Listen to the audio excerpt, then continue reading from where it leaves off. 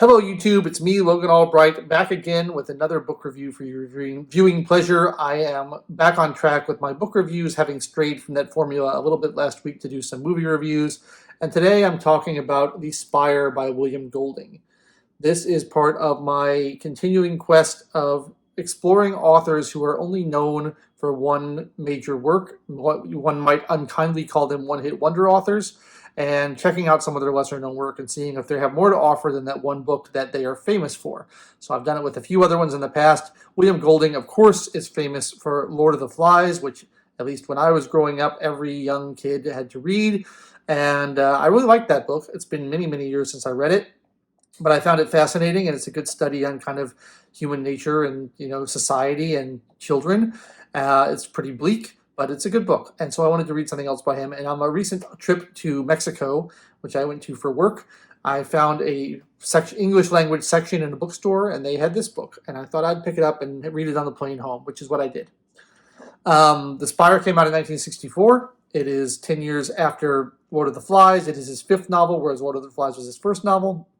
And this is a medieval period piece that tells the story of Dean Jocelyn, who works in a monastery and is very single-mindedly and fixedly trying to oversee the construction of a giant spire on top of the cathedral for the glory of God and for himself. That's pretty much the entire plot of the book. It's his kind of monomaniacal obsession with completing this supposedly impossible engineering feat. Everyone else in the monastery is against him. The master builder, named Roger Mason, tells him it's impossible and it can't be done. It costs a huge amount of money. The workers are highly disruptive to the life of the monastery. They insult and make fun of some of the workers and the people who are staying there, the monks. They cause all kinds of disruption to the worship services and the ordinary goings-on of the monastery. It's just a highly unpleasant and horrible time for everyone involved.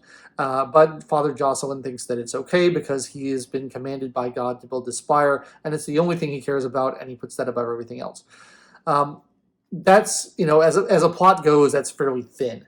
But this is, of course, kind of a metaphorical novel. It's not just about the construction of the spire. I saw this compared to Ken Follett's Pillars of the Earth, which I think is interesting because Ken Follett's Pillars of the Earth is a book that I read, which I thought was terrible.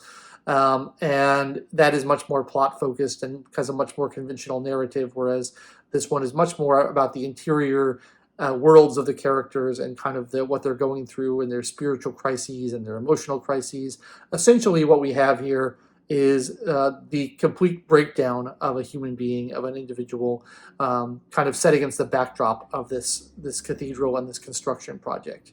And Father Jocelyn imagines that if he can build this spire, it's sort of going to redeem him and make up for all of his personal failings and make him feel good about himself. He was sort of installed in a bit of nepotism. He hasn't really earned his position. He's got a lot of personal insecurities. He's got a lot of impure thoughts. And this is his way of kind of dealing with that, I guess. But over the course of the book, you kind of see his gradual decline, his mental and physical and emotional and spiritual decline as he becomes increasingly obsessed with this project that everyone else warns him will end in disaster. And that's sort of what the book is about. It's about these various interior forces that are tearing him apart, and it's also about his conflict with the master builder and their two opposing sets of wills that are battering against each other, where one of them is demanding this work be done and the other one saying it can't be done.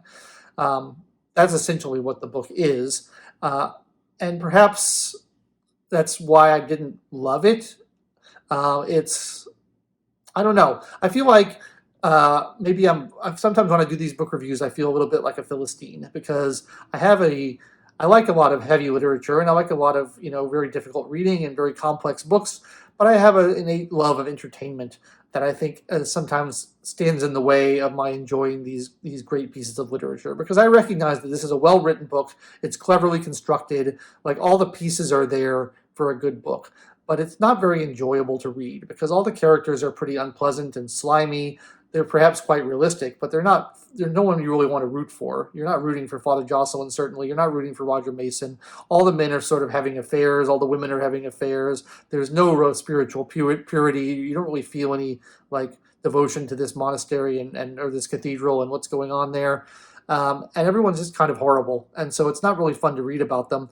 And there's also a sense of inevitability about the book, which I had a problem with, in that you basically know what's going to happen from the beginning. It's clear this is a suicidal mission that this priest is embarking on.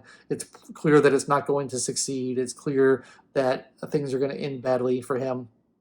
And there's never any like shakeup, and I don't need like an M. Night Shyamalan style twist to be happy. But I mean, like, I just felt like, what's the point of reading this when I already feel like I know what all the beats are going to be and how everything is going to play out.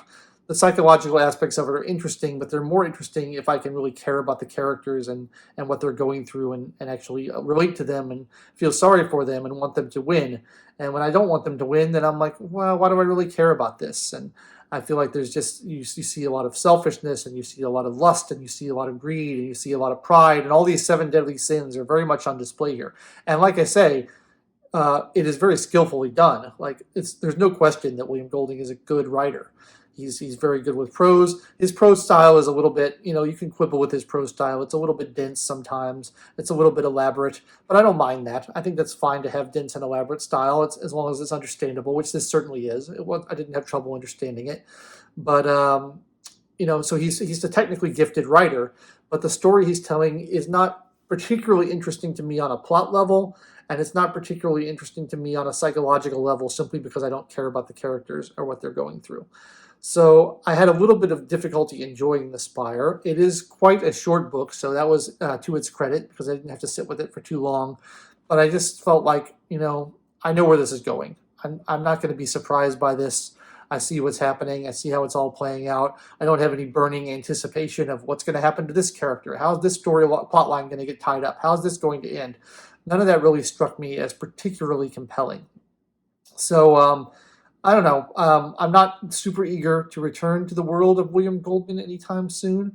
Like Lord of the Flies, which was quite bleak, this was also quite bleak. I get the sense that he has a very negative view on human nature.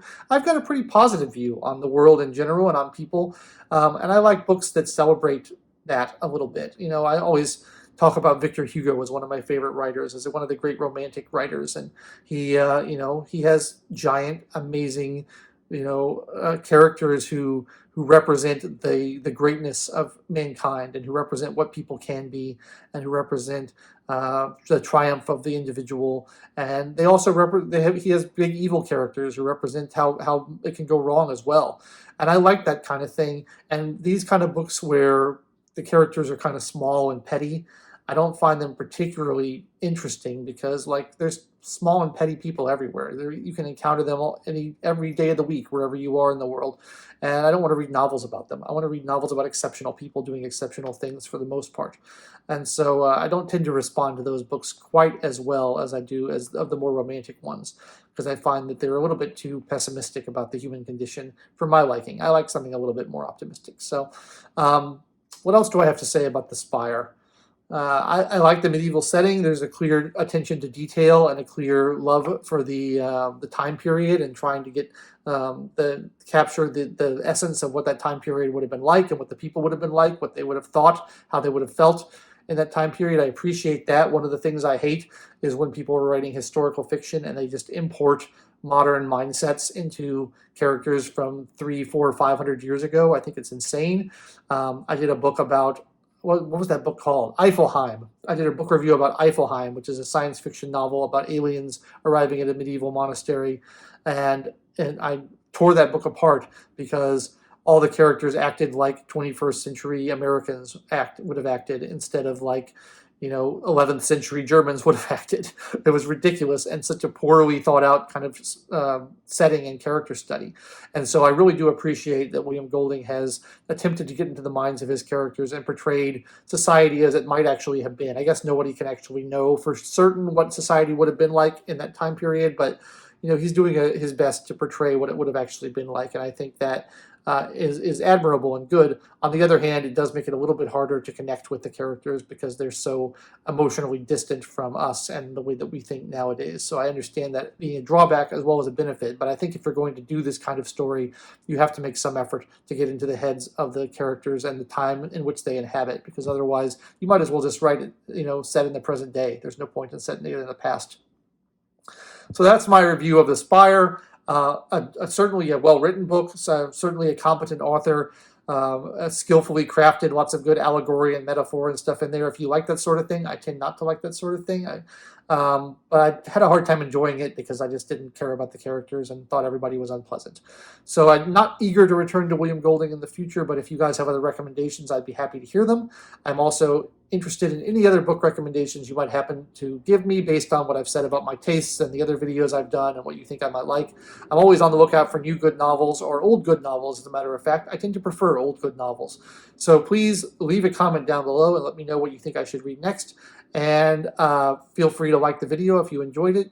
Please don't dislike it if you didn't enjoy it. You can just ignore it and move it away. That'd be nice. And then subscribe to the channel, because I always could use more channel subscribers. It's always nice.